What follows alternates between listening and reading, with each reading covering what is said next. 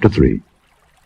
And Solomon made affinity with Pharaoh king of Egypt, and took Pharaoh's daughter, and brought her into the city of David, until he had made an end of building his own house, and the house of the Lord, and the wall of Jerusalem round about.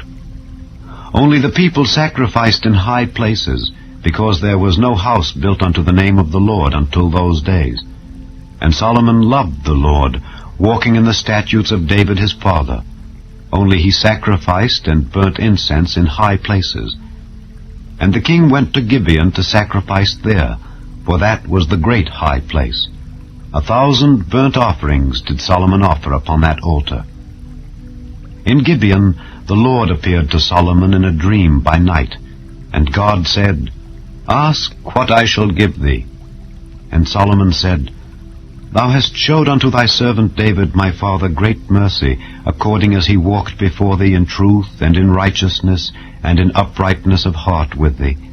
And thou hast kept for him this great kindness, that thou hast given him a son to sit on his throne, as it is this day.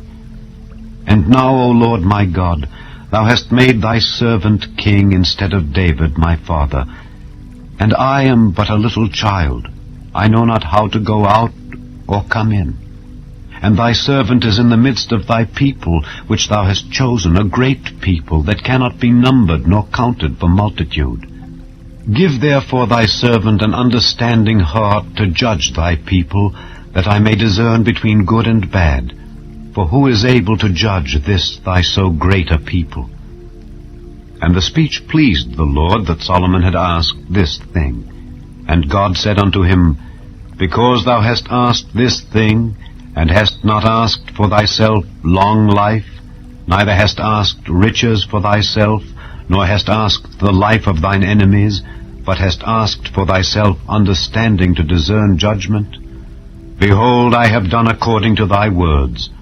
Lo, I have given thee a wise and an understanding heart, so that there was none like thee before thee, neither after thee shall any arise like unto thee. And I have also given thee that which thou hast not asked, both riches and honor, so that there shall not be any among the kings like unto thee all thy days. And if thou wilt walk in my ways, to keep my statutes and my commandments, as thy father David did walk, then I will lengthen thy days. And Solomon awoke, and behold, it was a dream. And he came to Jerusalem, and stood before the ark of the covenant of the Lord, and offered up burnt offerings, and offered peace offerings, and made a feast to all his servants. Then came there 2 women that were harlots unto the king, and stood before him. And the one woman said, O my lord, I and this woman dwell in one house, and I was delivered of a child with her in the house. And it came to pass the 3rd day after that I was delivered, that this woman was delivered also.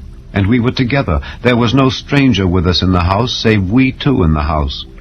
And this woman's child died in the night, because she overlaid it. And she arose at midnight, and took my son from beside me, while thine handmaid slept, and laid it in her bosom, and laid her dead child in my bosom.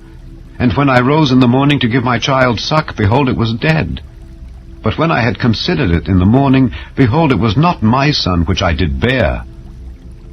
And the other woman said, Nay, but the living is my son, and the dead is thy son.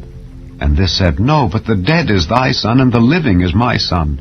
Thus they spake before the king. Then said the king, The one saith, This is my son that liveth, and thy son is the dead.